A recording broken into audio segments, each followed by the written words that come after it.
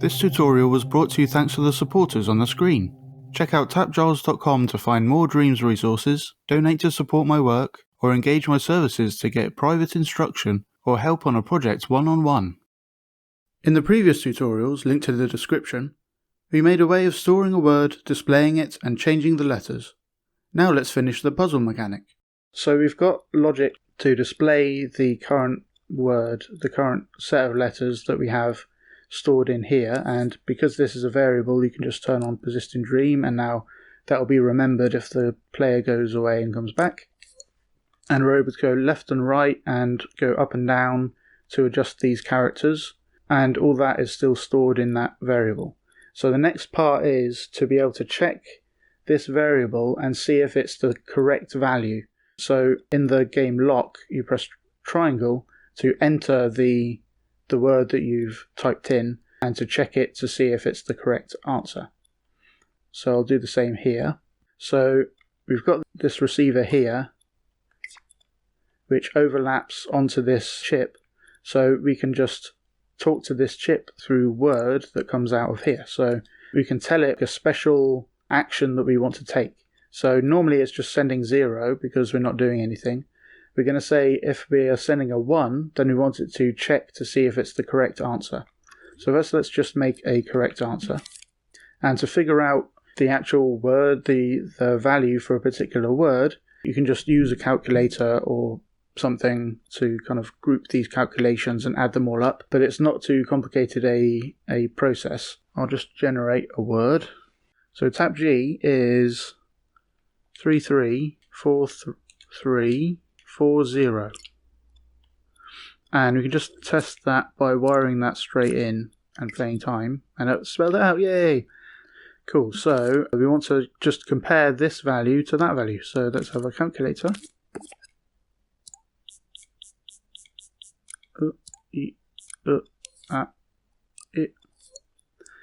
And if it is, then we'll show a nice bit of text saying yay, and we'll have animation speed. So if we change this to say TAPG, yay, got it right. But we want to activate this when we actually send the right value. So we're going to use I think I'll just use a selector, and we'll send it a 1 when we want to check it. So when we press triangle, then we'll have a value slider, that's a value of 1, and we'll power that when we press triangle, and then that will just be sent into the transmitter. So now we've got to move that over here. And this is when we want to check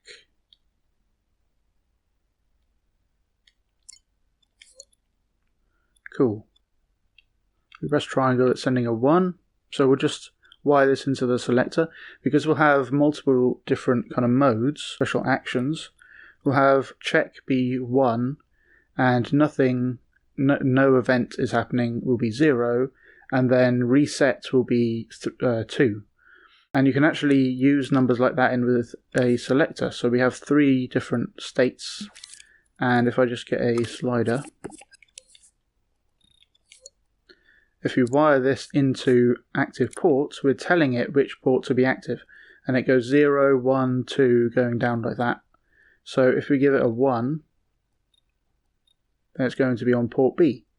So we're going to send a 1 while we're pressing triangle, so let's just wire that into active port so that it sets it to B, and then we'll have this chip be powered, which will do the checking. So we'll just move this into there basically, and I press triangle. You can see it went on while I'm holding triangle. So if we try that again, I think I'll just adjust this initial number so it's closer to this. 334340. Let's try that. Okay, and then I'll go over there and then put it onto. So these won't work. These won't give me the message. And then if I go have tap G, then it does it. Yay! But if I let go, it kind of resets. So I'm going to have two modes for this: one that is unsolved and one that is solved. So then it will kind of lock on. So let's have, instead of it being right here, we'll have this be in the solved mode. It will say yay, and this will just wire into B. That's another way of setting which should be the current channel. If you send a signal into the channel, then that channel will become the active channel and send a signal out, and that will power this text over here. But once we've solved it, we don't really care about these special actions, so I'm just going to power this only while we haven't solved it, because we're on this A mode over here. The details of this part isn't very important and maybe completely different for your game or whatever. This is just so I can kind of lock in that bit of text for funsies. So triangle, I haven't got triangle held now, but it's kept that that thing, and then I can't press triangle again, it doesn't do anything. So that's fine. Now let's do the other one, which is to reset. So let's have another word for resetting, and we'll reset to the word lock. So this is the answer, and then we'll have another one for the reset, and that value is 202862. So for this, we want to just set this value to that value. So we'll have a variable modifier, and we'll have another chip over here for good measure that is powered when we're trying to reset. And we have this variable modifier in here, and we just set it like that, and we can turn this onto when powered on. We will set that variable to that number because we've got that wired in. So let's try that.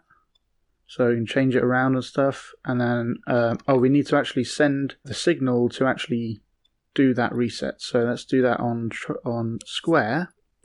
So we'll send a 2 when we press square. So we'll just set this to 2 and wire that in. So just to demonstrate, if I press triangle and if I press square, so they're sending different values. So triangle won't give us the yay, but if I press square, then it set it to the right word. Cool. So now we have this object, which is very simple, doesn't have a lot of logic to it, and is cheap on thermo, and just stores the value basically and changes it. And then we have this much more complicated Goliath of a contraption, which has all the logic for communicating with that and displaying it and kind of interacting with the actual puzzle. So the puzzle, you can have lots and lots of puzzles and just one interaction object that kind of talks to the puzzle. So let's have another one of these. I'll just put it further up, and then I don't have to move around the whole scene every time. So most of it will work the same, and we just changed like the initial values and stuff. I'll just change this to another random thing. That'll do. The answer will be pause, which is 264230, and the reset will be wasp, which is 387155. And now we've got a whole new puzzle. But the question is, how does it know to go to a different one? You'd probably do this with like trigger zones. So if the player is in a particular trigger zone, that will be powered, and then that will teleport to it. But for now, I'm just going to have it be whichever's closest to the camera. For that, I will have a block, and I'll have a follower. So I'm looking for which is the closest the closest word, and that will become the active word. So I'll have another tag called closest word. And if you have this look for closest word, so then it moves towards the closest tag with that name. But it also sends a signal out of this tag output. So we don't actually want it to move, so we'll have strength, damping, and speed on 0, but it will still find the closest one. So if I copied that tag out into here, it's got the same name, but only the closest one is sending a signal, and you can tell that by the face of the gadget going black. So if I put this block further down, we press triangle on that to reset it to its own place. So when you put it further down, then we're seeing that tag is closest, and if we put it further up, now that tag is closest and that isn't. So we can use this now to say power the active word tag. So the active word will be whichever one of these is closest. There we go. So when we move this down a bit, then that whole contraption goes down, and now it shows a different word on it. Like that. But we want this to be kind of following the actual camera position. So I'm going to put down a head tracker, and we'll have it have a tag. For reasons, you have to have a tag in here. Let's put this in the center of that head tracker, and we'll give it a name, camera position, and we'll teleport this to that camera position. This is because the follower actually, things like followers and movers and rotators make an object kind of movable. So if you do that and just put this block inside that head tracker, it will just it won't follow the head tracker at all. It will do its own thing. So we need to teleport this. So we look for that tag, which was camera position.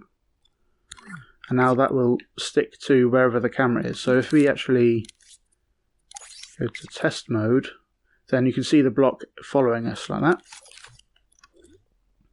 But we don't want it to be visible, so let's just make the block invisible and non-collidable. We should see that part teleport to the closest one that we're looking at. There we go. It works. And one last little thing. At the moment I'm pressing up to go back towards Z and down to go towards A. If you want to change that with this setup, then you can put in a signal manipulator into here, because we're just sending a +1 or -1 to go up or down. So if we just flip that around, so we've got +1 to -1, and we'll flip that around, so -1 goes up to +1 and +1 goes down to -1. But then we turn on bypass. This means that even though normally it would flip these around when it outputs, if bypass is on, it just ignores all of this stuff and spits out the same thing that it got from the input. So we'll have bypass be on, and see what that does. So up goes towards Z, and if we turn the bypass off so that it does flip, then up goes towards A. So maybe the player could choose how to do that. So they could do maybe have touchpad button. So I'll have a selector and use it to kind of toggle things on and off.